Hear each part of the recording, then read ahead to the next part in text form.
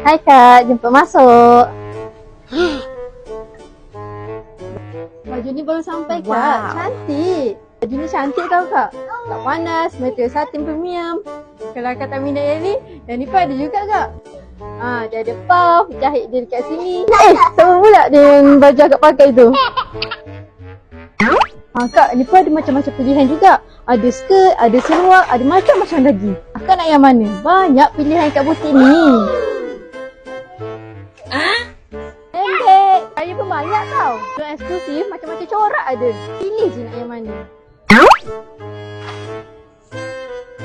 Akak tu dah kenapa?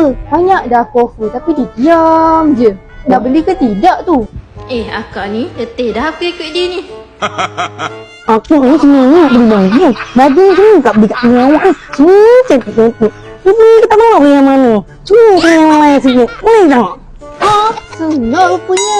Patutlah diam je dari tadi.